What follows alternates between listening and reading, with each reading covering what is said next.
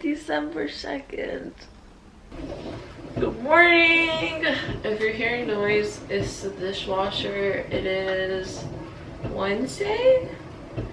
It's Wednesday, y'all. This week is going by fast. I have a meeting in about 20 minutes and I'm gonna make myself a chai so I sound more awake. It is a slightly important meeting. The latest Yossi purchase are glass coffee mugs. I've been drinking iced coffees because I think this is gonna sound so ridiculous, but y'all know I love my coffees and my matchas, and making them is like one of the highlights of my day.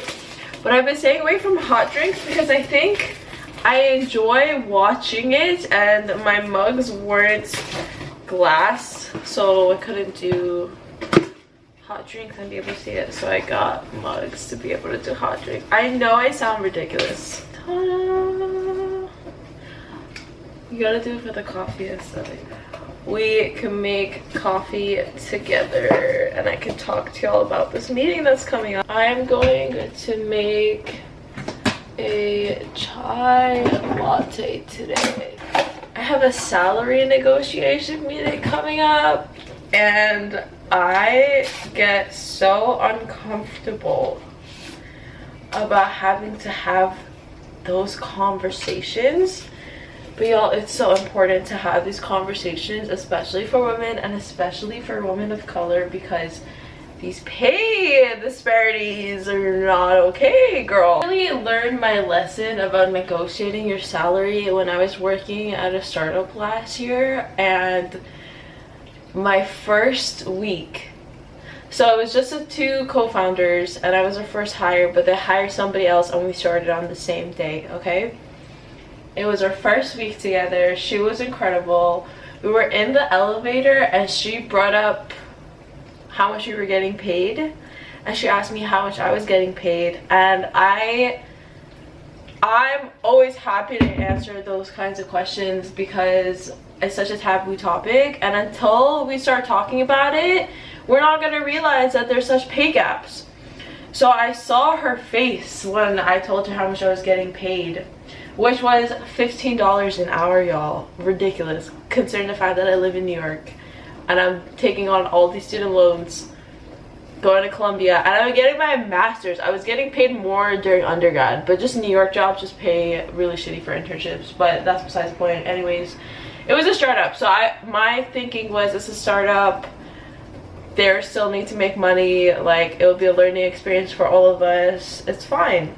That was my mentality. So like the $15 was like but it wasn't as frustrating until I saw this girl's face when I told her $15, and I was like, wait, how much are you getting paid? Because we had similar experiences, given she had just completed her master's and I was like midway through mine.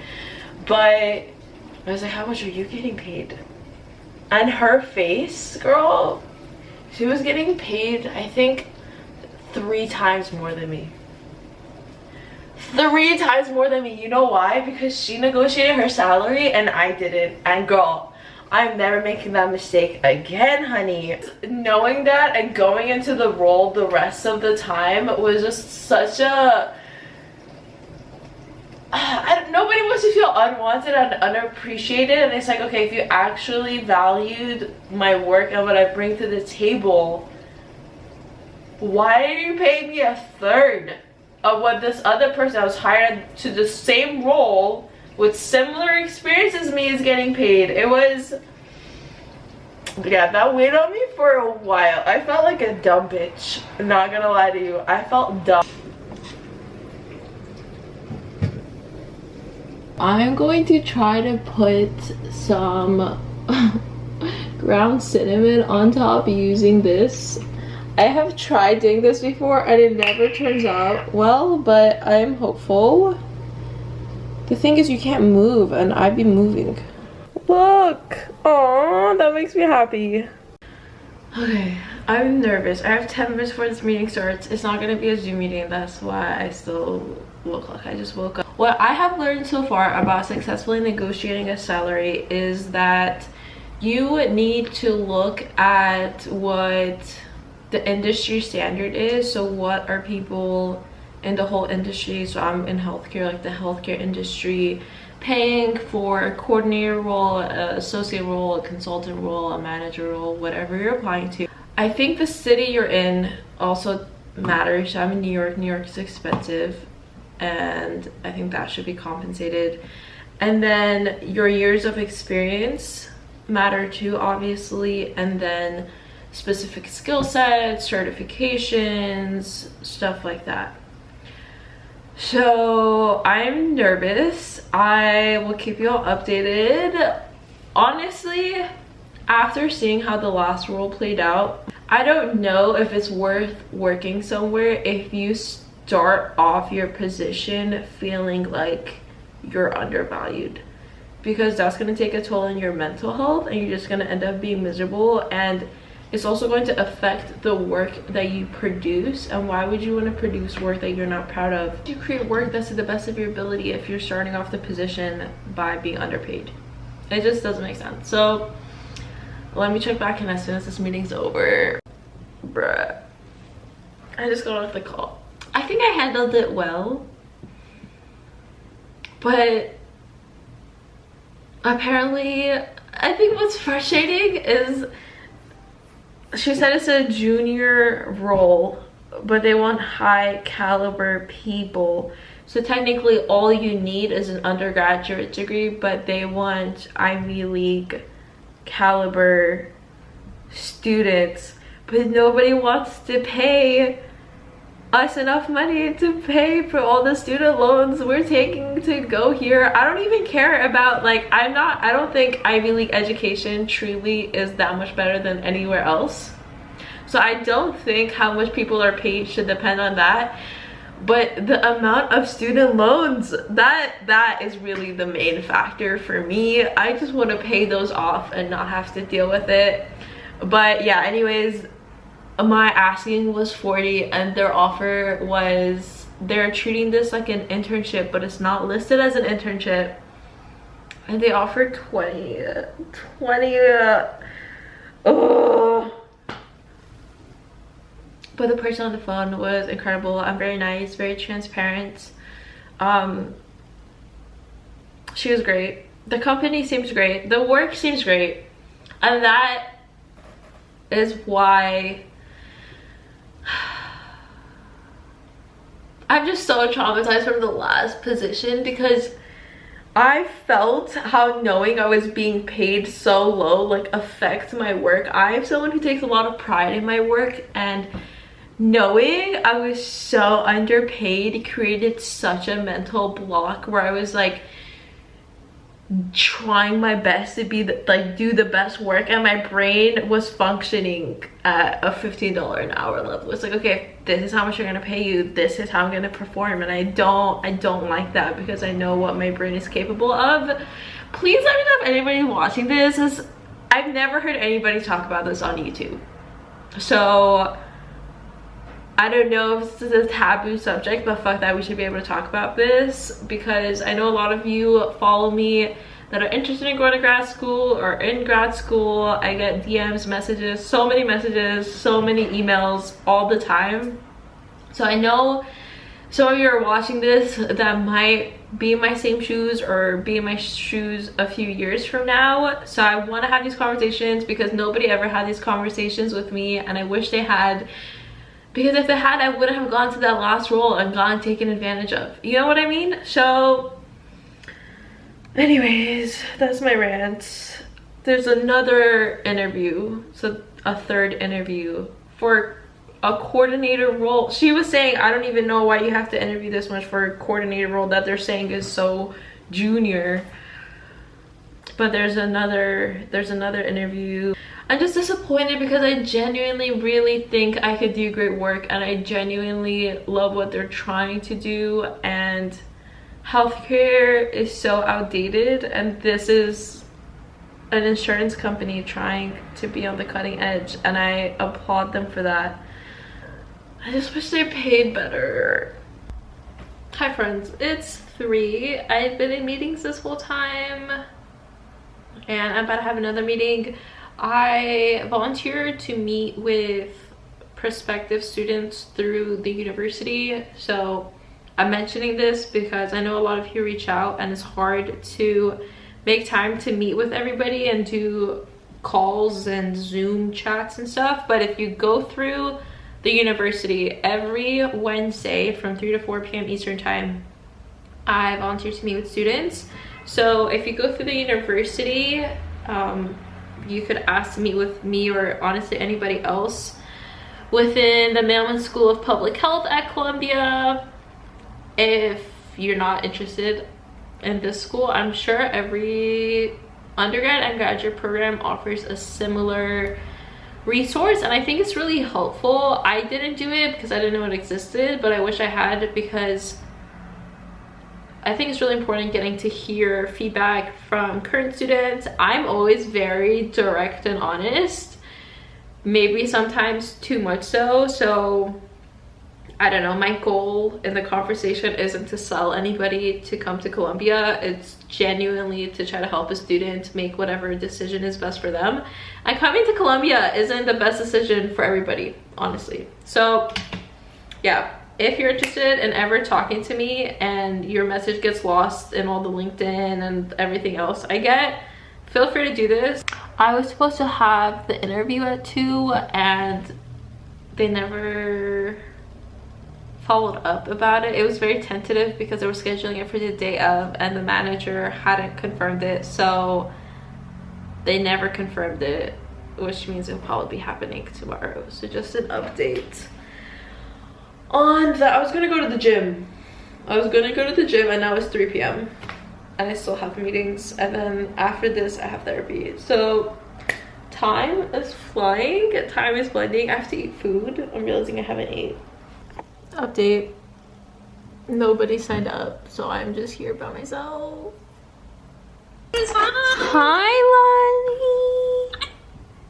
Mommy. Hi.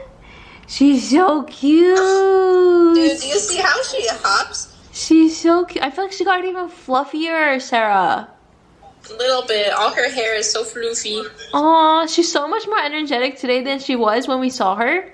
Girl, she's been having a ball. Like, the second she came out. Oh, Zizi's hiding. They've been looking at each other. Come on. Have they hung out? They haven't hung out, but this is the closest these two have been. Okay. Aw, look at Zizi being shy. Look at her tongue. Her tongue. Hi, tongue. Has she barked or anything? She seems really quiet. Oh. Oh. No. I just jinxed that. I showered. I'm waiting for my therapy session to start. I always get so much anxiety leading up to it. I don't know why. And then as soon as it starts, it's fine. But for right now, I'm just waiting. And I'm nervous. Why am I nervous? Oh my god. I feel better, but worse.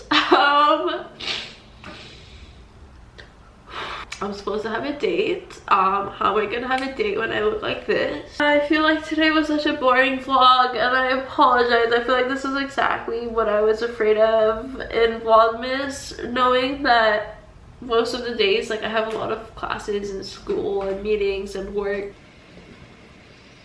Hi friends. It is 11 p.m. I am so tired. Today was a long, busy, and productive day. I'm so tired. The date was short because we both have stuff to do tomorrow.